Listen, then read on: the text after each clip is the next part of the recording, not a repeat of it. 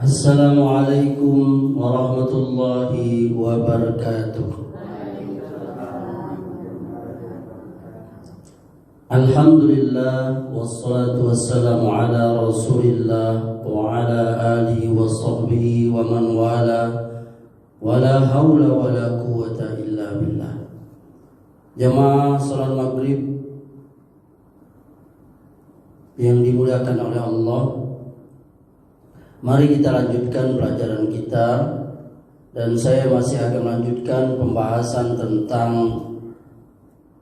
hal-hal yang merusak daripada yang namanya tauhid kita, terutama kaum muslimin di Indonesia ini, yakni berupa khurafat-khurafat yang ada, berupa keyakinan, pekerjaan dan sebagainya yang diyakini dan diamalkan oleh sebagian kita. Pada pertemuan terdahulu kita sampai kepada contoh ke-18 dari khurafat yang ada di negeri kita ini. Maka pada kesempatan malam hari ini saya akan melanjutkan, yakni dimulai dari poin ke-19. Poin ke-19 yakni dengan judul Negeri Seribu Hantu. Dulu kita pernah mendengar yakni cerita tentang ada hantu cekik ya, atau juga pernah heboh ada namanya kolor hijau ya. Banyak orang yang mengaku dicekik kala dia tidur sendirian dan sebagainya. Memang negeri kita Indonesia ini barangkali mungkin paling kaya ya dengan nama dan jenis hantu yang diyakini betul oleh sebagian orang ya. Kalau kita tahu misalnya orang bule, orang barat itu cuman taunya mungkin Dracula atau Casper ya. Casper ya. Barangkali ya. Karena saya juga cuman tahu di baca aja atau pernah lihat di TV ya. Kalau orang Cina itu mungkin vampir ya kan, dan sebagainya. Tapi kalau di negeri kita ini wah banyak sekali nama-nama itu. Bahkan mungkin barangkali setiap pulau, setiap tempat, setiap daerah itu punya nama-nama khusus, ya kan? Punya karakter hantu yang diyakini oleh orang-orang di daerah itu. Apalagi di Jawa itu ya, seabrek lah ya, nama hantu yang tersohor, bahkan sampai dijadikan film lah, buku lah ya kan. Makanya jadi naik pangkat dianya, jadi kaliber nasional, mungkin internasional ya. Apa misalnya seperti pocongan ya kan? Sebagian orang meyakini ada hantu yang gentayangan bentuknya seperti mayat yang sudah dipocong. Atau gondorwo ya kan, satu makhluk katanya besar, rambut panjang, laki-laki, matanya apa. Ada lagi yang peri, itu perempuan ya kan. Ada lagi wewe, apa tuh, wewe gombel. Ada lagi sundel bolong ya kan. Kuntilanak, apa lagi, tuyul, memedi, apa lagi. Di Minang ada nggak? Hah? Orang Bunian kalau Minang. Nah tiap daerah tuh ada itu. Saya lupa, di Jambi juga ada tuh daerah saya dulu.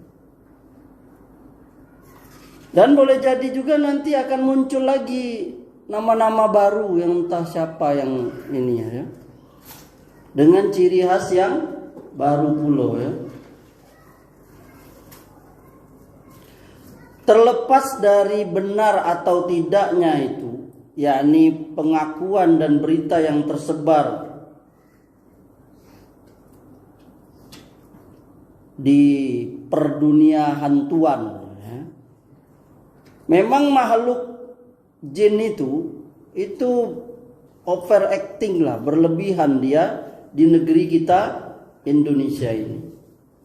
Pertanyaannya kenapa? Kenapa makhluk-makhluk itu bisa overacting dia di negeri kita ini? Ini adalah tanya besar yang harus kita jawab. Bukan kita mau mereka-reka kehidupan yang gaib itu, tapi kita tujuannya adalah untuk mewaspadai. Boleh jadi ini skenario yang dibuat oleh setan untuk menyuburkan kesyirikan, menyesatkan kita. Jadi setan itu tahu sekali dia bagaimana keadaan kita, bagaimana keadaan atau tipologinya masyarakat Indonesia ini umumnya, wabil khusus barangkali kaum muslimin, dengan berbagai macam adat corak budayanya yang beragam itu. Ya, barangkali membanjiri dengan 1000 hantu atau jin yang suka nongol tadi itu adalah cara efektif untuk menggiring manusia Indonesia, wabil khusus kaum muslimin, menuju jurang kesyirikan. Ya. Karena memang kita tahu bahwa kita ini, orang Indonesia ini memang dahulunya sebelum masuk Islam datang, itu telah ada ajaran berupa animisme dan dinamisme. Animisme, dinamisme itu keyakinan kepada roh-roh nenek moyang dan kepada makhluk-makhluk atau benda-benda. Misalnya apa? Batu besar, pohon besar, goa. Ya kan? Nah, dulu waktu Nabi SAW diutus di negeri Arab itu juga seperti itu. Mereka juga suka mengagungkan tempat-tempat yang mereka anggap apa tadi? Keramat. Awalnya tuh nggak apa-apa, tapi seiring berjalannya waktu, ketika setan mereka memiliki kepentingan untuk melestarikan yang namanya kesyirikan, maka mereka menempatkan pasukannya di tempat-tempat yang dianggap oleh manusia, misalnya angker. Awalnya nggak ada di situ. Lalu karena manusia sudah mulai menganggap satu tempat itu angker, lalu setan pun menaruh pasukannya di situ. Ya. Jadi muncullah istilah penunggu, ya kan? Penunggu pohon besar itu, penunggu goa itu, penunggu pantai anu, penunggu hutan anu, ya kan? Kayak kita di Indonesia ini penunggu pantai selatan tuh siapa? Nyi Roro Kidul, ya kan? Macam-macam lah. Nah, di Arab itu juga itu. Misalnya yang kita kenal berhala Uzza itu. Dia itu hanya berupa pohon dan batu itu. Ya. Maka ketika orang-orang mengagungkan pohon itu, akhirnya setan pun bertempat tinggal di situ, bersemayam di situ. Ya. Jadi ketika orang datang situ, benar-benarlah dia diganggu oleh setan itu. Hingga akhirnya menurut riwayat yang sampai kepada kita, misalnya di kitab Ar-Rahiqul Maktum yang ditulis oleh Syekh Muhammad Syafiur Rahman Mubarakfuri itu, ya. Beliau mengatakan di situ sahabat Khalid bin Walid menghancurkan itu tadi pohon yang namanya Uzza tadi. atas perintah Nabi Shallallahu Alaihi Wasallam. Muncullah dari situ itu berhala tersebut, setan perempuan ya. Lalu oleh Khalid dibunuh dia itu sampai terbelah menjadi dua. Dan ketika disampaikan kepada Nabi SAW, maka Nabi mengatakan itulah dia Uzza itu. Ya, kan kita dengar tuh berhala sesembahan orang jahiliyah itu apa? Latta, Uzza, Manat dan Hubal. Nah, jadi begitulah dia. Setiap tempat yang dikeramatkan, diagungkan, diberi sesaji, maka pasti setan akan tinggal di situ. Kenapa? Supaya orang makin yakin, menguatkan pengaruhnya. Dan setan membisikkan pada orang yang datang ke situ itu. Hingga ada orang yang menganggap itu wangsit, ya, ilham. Ya, yang jelas itu dari setan. Maka kita lihat tuh tempat-tempat kadangkala jadi tempat keramat. Kuburan aja ya kan. Maka nggak boleh itu kita. Nah di Bungkulian ada tuh. Saya sering dulu kalau ada orang ngubur di apa makam Sentot itu kan, terus sering kita lihat ada apa orang naruh apa sesaji kembang di piring di itu. Ya. Nah ini adalah cara setan untuk menyesatkan manusia itu. Ya. Dengan yang namanya tadi itu apa? Tempat-tempat yang dianggap keramat dengan hantu-hantu yang berbagai macam namanya itu. Yang semuanya itu adalah intinya adalah dari syaitan yang akan menakuti kita ya. Kemudian yang ke-20 menghadirkan arwah. Nah ini nih.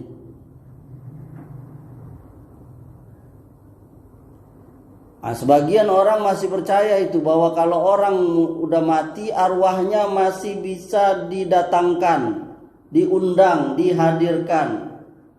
Baik untuk keperluan tertentu, baik untuk pengobatan, bahkan untuk mendatangkan kesaktian atau sekedar pamer kehebatannya. Nah itu kita sering kan kalau dulu kalau ada di film-film tuh kan orang ngundang setan, ngundang arwah itu. Bahkan ada dukun yang bisa menghidupkan orang mati. Kiai yang membujuk arwah itu supaya yang dia asalnya gentayangan supaya balik ke kuburnya itu. Nah, dan yang terkenal itu misalnya fenomena main jelangkung. Anak-anak sering kan dibuatlah kayak boneka itu apalah dia bilang datanglah ya kan, datang enggak di apa tuh, enggak diundang, pulang enggak diantar. Bergerak nian itu ya kan, bergerak nian tuh apa namanya yang dia buat tadi itu. Nah ini dari dulu sudah ada mak. Ya, bahkan diriwayatkan bahwa Syekhul Islam Ibnu Taimiyah, beliau itu ulama di abad 7 ya. 700 Hijriah. Beliau tuh sering sekali membuka kedok para penipu yang mengaku bisa menghadirkan arwah orang yang sudah mati. Nah, kalau kita lihat kejadian-kejadian fenomena seperti itu jamaah, itu ada beberapa hal. Kemungkinan pertama itu bisa jadi direkayasa, dibuat-buat. Misalnya pakai teknologi tingkat tinggi, ataupun dengan sekedar pengelabuan mata. Ya. Misalnya seperti yang pernah diceritakan oleh Syekh Dr. Umar Sulaiman Asy-Syaqar. di kuburan tertentu diklaim bisa dihadirkan arwah penghuni kubur itu, lalu bisa menjawab apa yang ditanyakan penziarah. Ternyata di dekat kuburan itu dibuat oleh orang itu bunker, semacam bunker lah ya kan. Disetting, dibuatnya sedemikian rupa sehingga orang yang berada di dalam bunker itu bisa mendengar pertanyaan penanya, sehingga bisa dia jawab. Maka seolah-olah itu dibuat sealami mungkin dan terkesan itu benar-benar keluar dari dalam kubur. Begitu juga atraksi-atraksi yang orang bisa ngundang arwah tadi itu, kayak berkelebat itu kadangkala hanya dibuat dari rekayasa teknologi, bukan benar-benar dari arwah orang yang mati itu. Kemarin kan heboh itu. Siapa heboh waktu itu, tahu ibunda?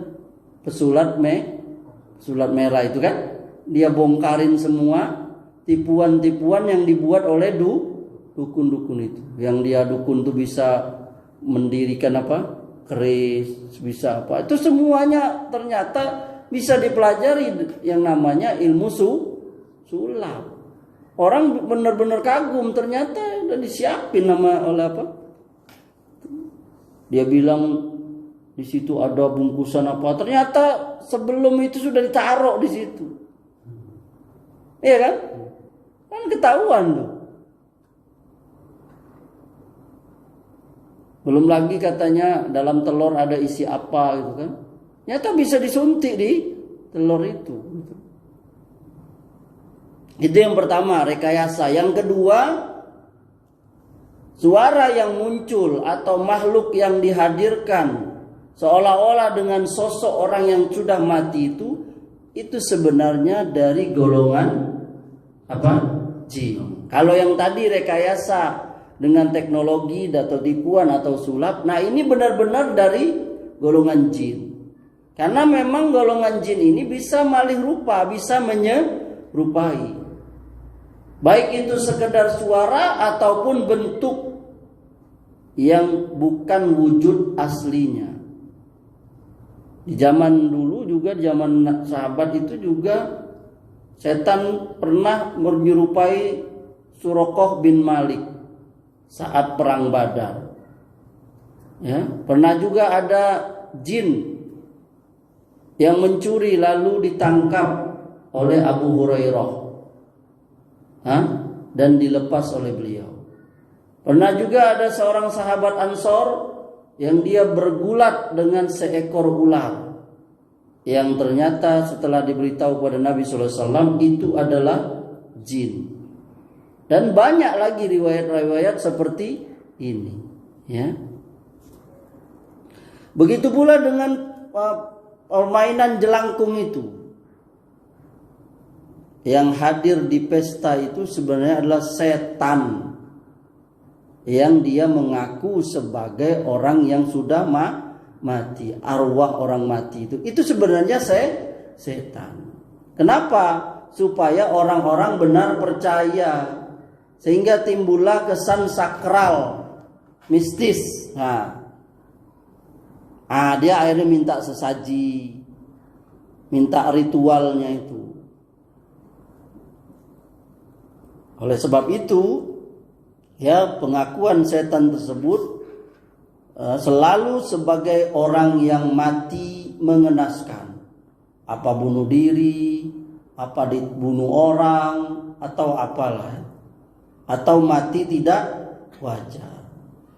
Sama sekali itu bukan arwah orang yang telah mati. Kenapa? Kenapa jamaah? Karena arwah orang yang sudah mati itu dia memiliki kesibukan sendiri di alam barzakh.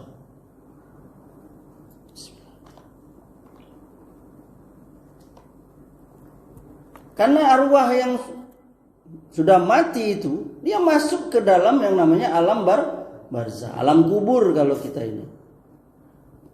Dua itu. Yang pertama, mereka sedang bersenang-senang dapat nikmat dari Allah, atau yang kedua, mereka sedang disiksa. Dan tak akan mampu mereka meninggalkan itu, baik nikmat atau siksa itu, walaupun sekedar untuk mendatangi undangan tadi itu, yakni orang main apa? Main apa tadi? Jelangkung. Atau memang sengaja diundang para dukun, ya? Ada orang yang mengundang arwah itu.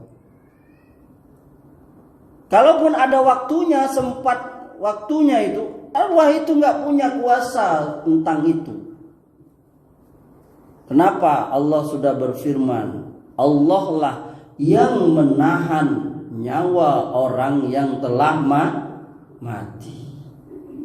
Itu ada di surah Az-Zumar ayat 42. Apa kata Allah? Allah memegang jiwa orang ketika matinya dan memegang jiwa orang yang belum mati di waktu tidurnya.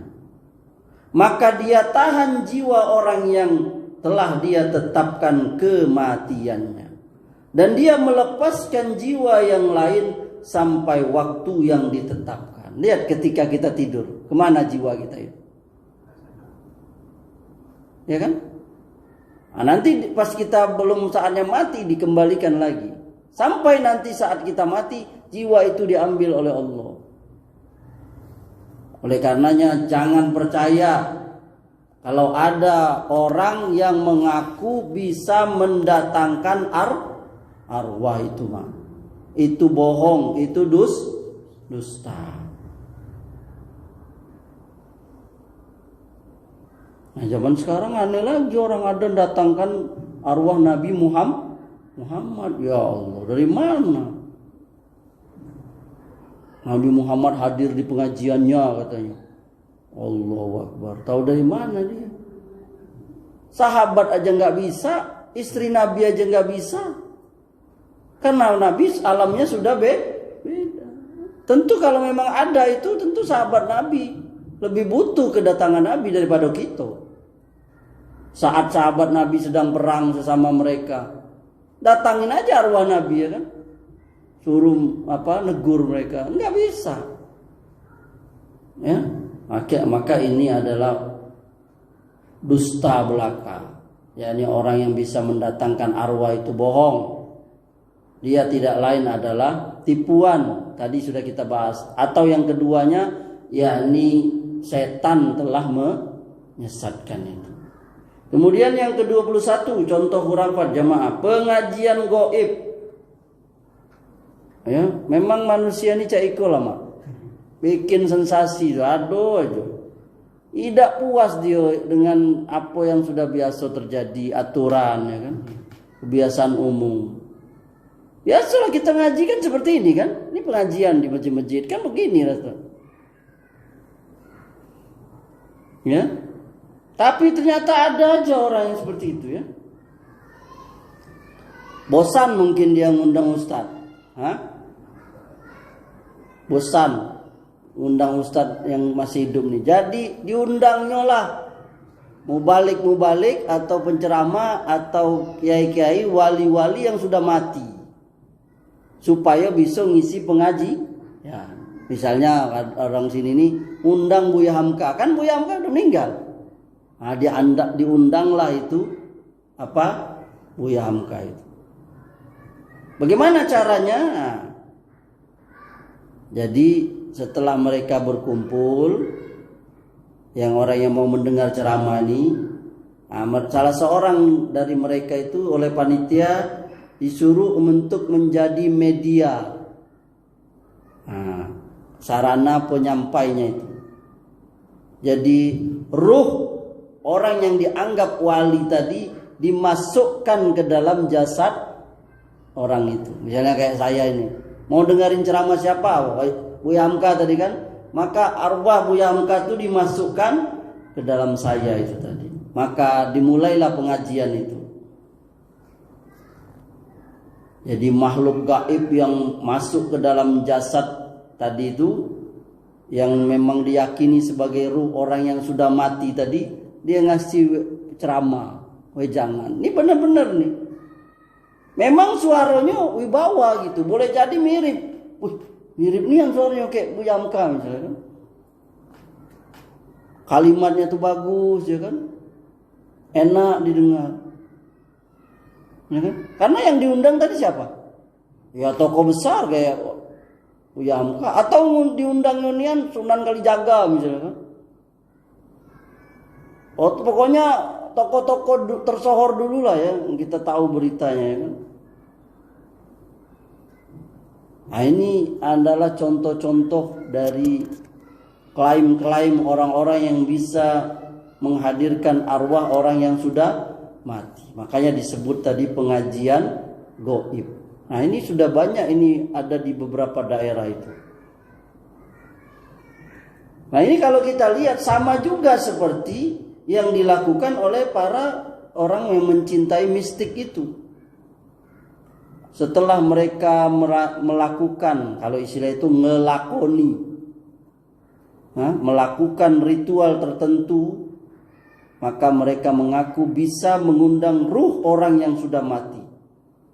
Dia bisa mengundangnya saat dibutuhkan, atau saat kesulitan, atau hanya sekedar untuk main-main, ngobrol saja. Nah ini kita lihat aja tuh di TV kan banyak tuh kan, ya kan, orang-orang yang berjubah dukun apa segala macam tuh main-main dengan seperti itu. Kamu siapa? Oh, ya kan, datang dia ke tempat apa, lalu ada medianya orang awam atau apa, dimasukilah. Oh, kamu sudah berapa lama tinggal di sini? Udah 3.000 tahun ya kan. Apa kamu nih apa? Saya raja dulu ya kan. Nanti orang yang dijadikan media tuh gak sadar dia ngomong apa. Setelah selesai baru dia dikembalikan. Ya kan? Ini, dan anehnya sempat juga viral itu. Banyak orang yang nonton sehingga laris acara itu. Dulu ada tempat, ada namanya pemburu apa? Pemburu hantu. Di TV apa? Ya kan? Sampai ada dites lagi orang tuh sendirian di tempat angker, nanti digelapin, ditinggal. Ya Allah. Ya. Nah, sama seperti tadi tuh ya, nih orang jelangkung tadi kan. Itu dibuat nian itu kan. Medianya itu kayak orang dibuat tempurung kelapa, lalu jerami disusun-susun ya kan. Diikatlah alat tulis di tangannya itu.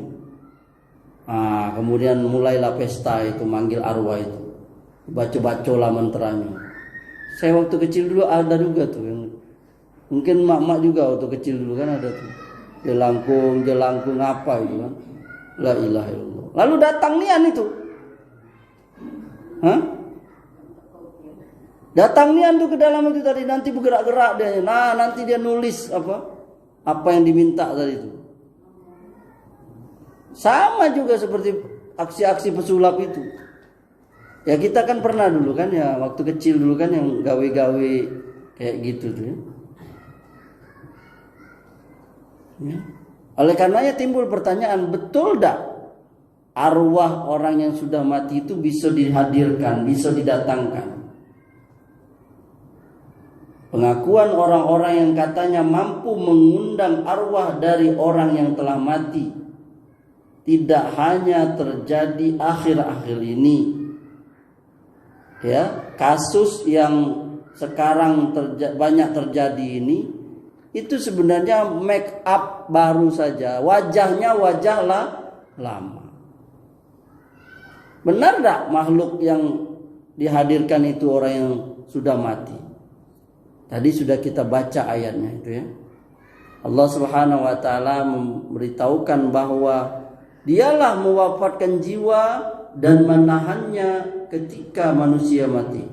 Allahu yatawaffal anfusa hina mautiha wallati lam tamut fi manamiha fayumsiku allati qada 'alaiha al-maut wa yursilul ukhra ila ajalim musamma. Allah memegang jiwa orang ketika matinya dan memegang jiwa orang yang belum mati di waktu tidurnya. Maka dia tahan jiwa orang yang telah dia tetapkan kematiannya dan dia lepaskan jiwa yang lain sampai waktu yang ditentukan. Quran surah Az-Zumar ayat 42. Jadi Allah menyerahkan ruh kepada malaikat agar menyiksanya jika dia kafir atau celaka. Atau Allah memberinya nikmat kalau dia mukmin dan dia beramal saleh. Rasulullah telah menjelaskan kepada kita bagaimana malaikat maut mencabut nyawa dan apa yang terjadi atas jiwa setelah itu. Yakni malaikat itu menjaganya jiwa itu dengan kuat. Tidak mungkin lagi ruh atau jiwa itu pergi bisa sesudah hati. Apalagi menghadiri undangan dari orang yang masih hidup. Mengunjungi kawannya yang masih hidup untuk mengulurkan bantuan. Semuanya itu perkara yang goib. Kenapa? Karena ruh sibuk menghadapi siksa malaikat kalau dia tadi pendosa. Dan dia saja nggak bisa menolong dirinya sendiri. Maka bagaimana mungkin dia bisa menolong orang lain yang alamnya sendiri sudah beda.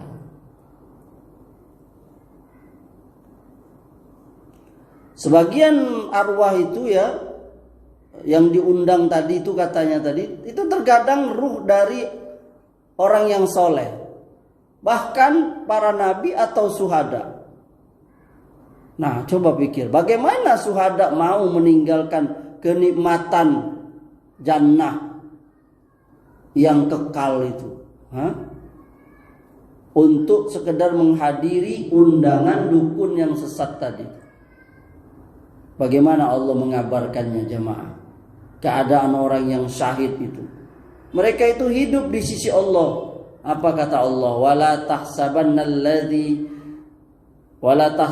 allazina qutilu fi sabilillahi amwata bal ahya'u inda rabbihim yurzaqun.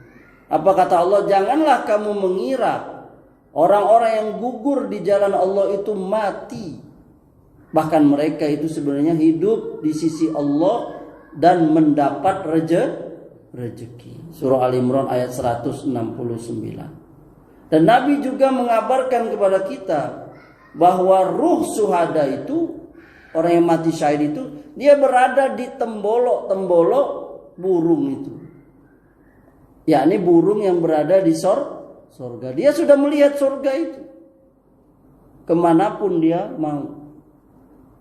Oleh karena itu masuk akal dah orang-orang yang bohong tadi, Dajjal itu tadi, yang mengaku bisa mendatangkan mereka itu.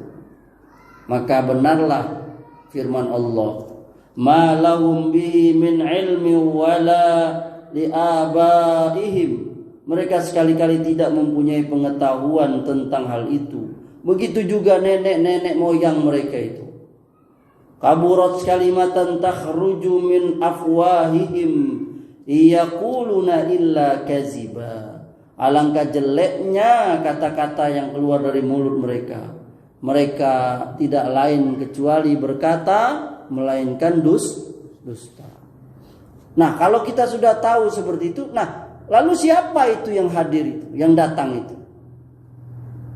Tadi sudah kita ketahui ya, bahwa makhluk yang disangka orang-orang itu ruh, orang yang didatangkan itu, orang yang telah mati itu tidak lain, itu adalah setan.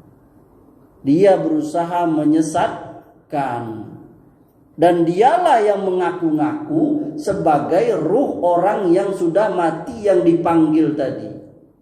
Oleh karenanya orang percaya, lalu benar-benar minta tolong kepada dia. Padahal ini merupakan kesyirikan.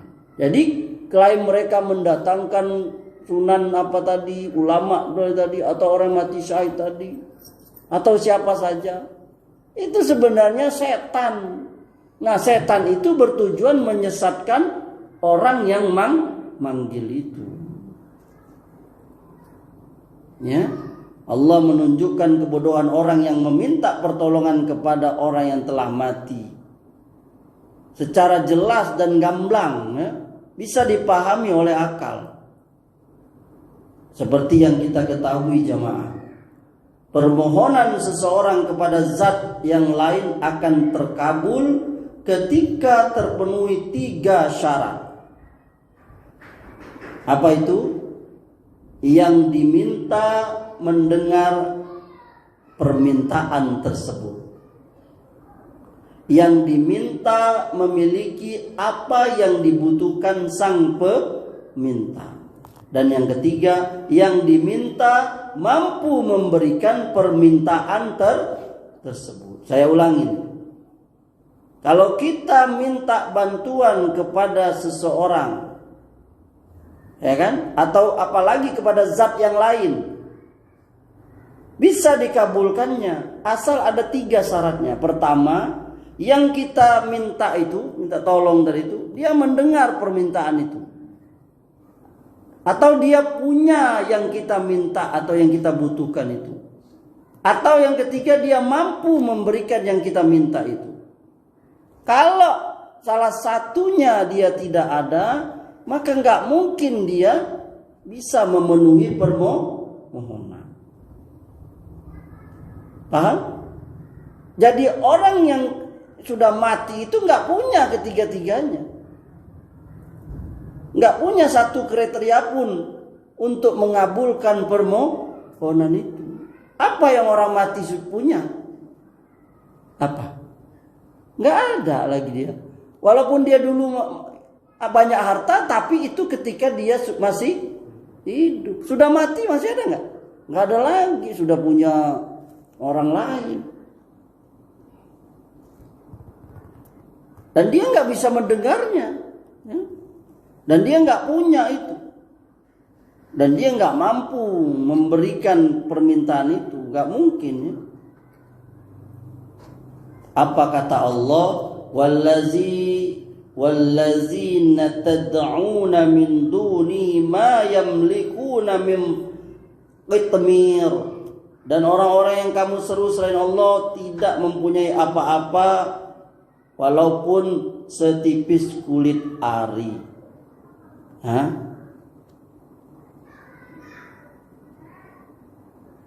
In tad'uhum la yasma'u du'aakum walau sami'u ma astajabu lakum. Jika kamu menyeru mereka, mereka tiada mendengar seruanmu. Dan kalaupun mereka mendengar, mereka tidak mampu memperkenankan permintaan. Itu Surah Al-Fatir ayat 13-14. Jadi yang meminta itu, yang bisa memenuhi itu hanya Allah. Kemudian mitos keramat wali. Jadi ada cerita ini ya. Ada cerita ya, yakni yang paling kita heran itu sekaligus kadangkala mengerikan itu, yakni kabar tentang keramatnya para wali di daerah setempat dan pengkultusan masyarakat di tempat tertentu itu terhadap wali itu. Itu diawali dari penyematan nama wali. Kata mereka, ciri wali Allah itu banyak pengikutnya. Kemudian ada bejibun. Apa bejibun? Banyaknya keanehan dan kesaktiannya. Banyak dikunjungi orang kuburannya.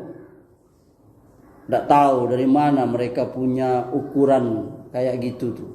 Jadi yang namanya wali itu ya, banyak pengikutnya, banyak keanehannya atau kesaktiannya, kuburannya banyak dikunjungi orang. Padahal kalau kita kembali ke dasar agama kita, Quran, yang bisa orang dikatakan menjadi wali itu apa? Yakni iman dan takwa. Jadi tingkatan seseorang itu menjadi wali atau kekasih Allah itu yakni iman dan takwa. Semakin tinggi iman dan takwa seseorang, semakin dia menjadi dekat atau menjadi kekasih Allah. Wali itu apa? Kekasih Allah. Bukan banyaknya kesaktian. Kalau banyaknya kesaktian, Brahma Kumbara itu. Tahu Brahma Kumbara ini kan? Nih, ibu-ibu tahu lah ini dulu zaman kita kecil. Brahma Kumbara tuh, wah punya ilmu ini, bisa ini. Itu mah film, itu mah rekayasa, buatan sutradara. Ada penulisnya itu. Nggak ada itu. Ya.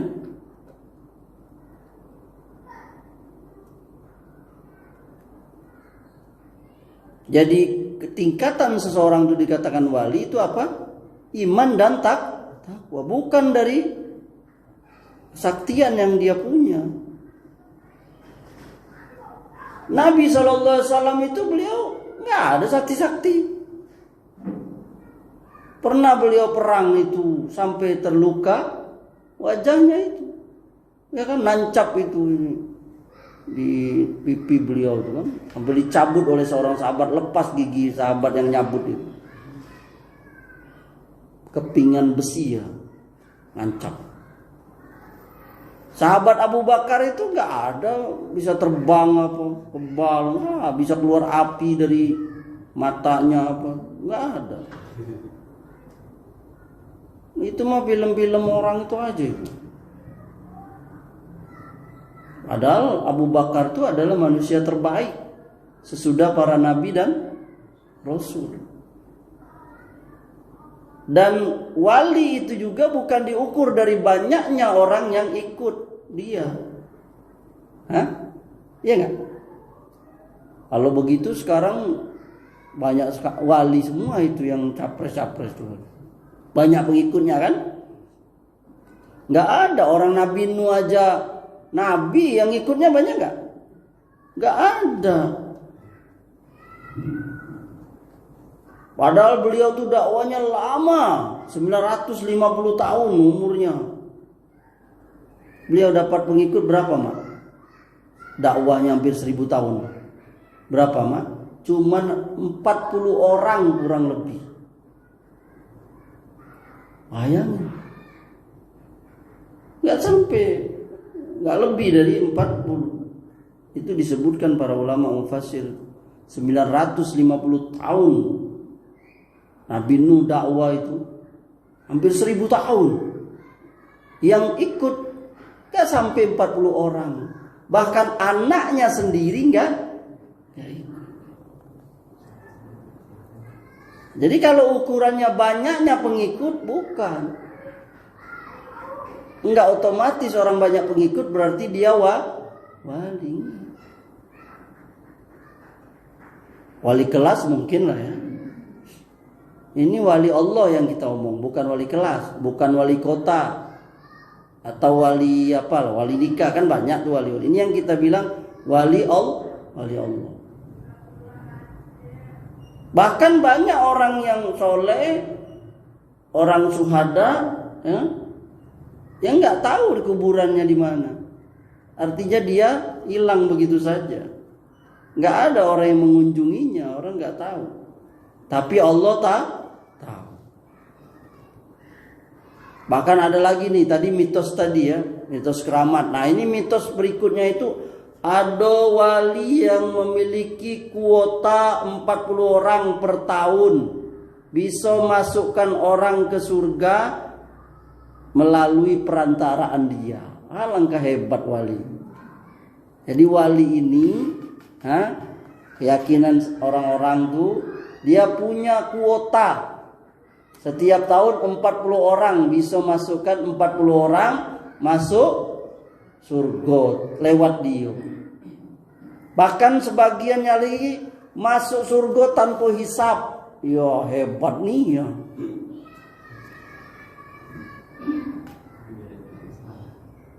Hah? Tergantung setoran yang diserahkan ke wali itu. Nah, rupanya ada setorannya puluh. La ilaha illallah. Jadi sekarang ini macam-macam, Mak. Salah satu aliran sesat itu adalah mereka mengklaim bisa memasukkan ke surga para pengikutnya. Bahkan ada yang dibayar, bisa dibayar surga itu. Ya Allah. Makanya beredarlah di situ hadis-hadis palsu itu. Hadis palsu contohnya apa? Barang siapa yang bersalaman denganku akan masuk surga. Hah? Tapi banyak orang yang percaya itu, Mak. Banyak orang yang percaya itu sampai ngefans lagi. Sampai hilang akalnya itu orang, logikanya itu, logika sehatnya itu nggak ada lagi. Apalagi logika syar'inya, akal sehatnya aja nggak ini lagi. Apa iyo ada orang yang bisa menjamin diri orang lain masuk surga? Lah dia menjamin dirinya sendiri bisa nggak masuk surga? Bisa nggak? Nggak bisa. Hanya Nabi yang menjamin tuh beberapa orang masuk surga. Ya kan? Beberapa orang masuk surga. Yani beberapa sahabat seperti Bilal, 10 orang sahabat yang masuk surga, dan beberapa sahabat yang lain. Nabi itu pun Nabi dapat pemberitahuan atau izin dari Allah. Selebihnya nggak ada. Selebihnya hanya diberikan secara umum, tidak disebut satu persatu. Misalnya ada hadis apabila orang mati tenggelam atau mati sakit perut sebagainya, dia masuk surga. Tapi itu umum, secara umum, tidak disebutkan pasti ini sakit perut pasti masuk surga, si anu ini enggak. Itu secara umum. Nah, kalau dia sendiri nggak bisa menjamin dirinya, apalagi jamin orang lain masuk surga. Maka salah satu kriteria orang sesat atau kelompok sesat berani mengklaim bisa jamin orang masuk surga. Itu bohong itu. Kok bisa? Kok iso ya ada orang mengaku bisa menjamin masuk surga? Kita tanya kepada surga yang mana kira-kira itu? Coba Mak, kalau ada orang jamin surga mana yang kau maksud? Hah? Apa dia lebih hebat dari Nabi Shallallahu Alaihi Wasallam? Nabi aja nggak bisa jamin, kecuali dari Allah. Anaknya sendiri nggak bisa nih. Dengar nih hadis Nabi ini. Nabi pernah bersabda, Ya Fatimah ibnatu Muhammadin, Ya Safiyatu ibnu Abdul Muttalib, Ya Bani Abdul Muttalib, La ughni ankum minallahi syai'an. Wahai Fatimah anaknya Muhammad, wahai Safiyah binti Abdul Muttalib, yakni bibinya Nabi, aku tidak kuasa sedikit pun atas kalian di sisi Allah. Ini hadis dikeluarkan An-Nasai. Maksudnya apa? Nabi nggak bisa membantu mereka. Yang satu anaknya, yang satu bibinya. Lihat, Nabi aja nggak bisa. Apalagi orang lain. Maka bohong itu. Ada orang ngaku wali. Ini sekarang ini banyak orang yang percaya itu. Cium tangan bisa masuk surga apa. Tapi ternyata ujung-ujungnya ujung-ujungnya dulu. Karena ada keyakinan di luar Islam tuh, yakni penebusan dosa itu. yakni dosa itu bisa ditebus dengan membayar sejumlah uang tertentu. La ilaha illallah. Barangkali ini yang bisa kita sampaikan jamaah, yakni berkaitan dengan beberapa hal yang merusak akidah kita berupa khurafat yang ada di negeri kita ini. Insyaallah akan kita lanjutkan pada pertemuan yang akan datang. Demikian, subhanakallahumma wa bihamdika asyhadu an la ilaha illa anta astaghfiruka wa atubu ilaik. Wabillahi taufiq wal hidayah. Wassalamualaikum warahmatullahi wabarakatuh.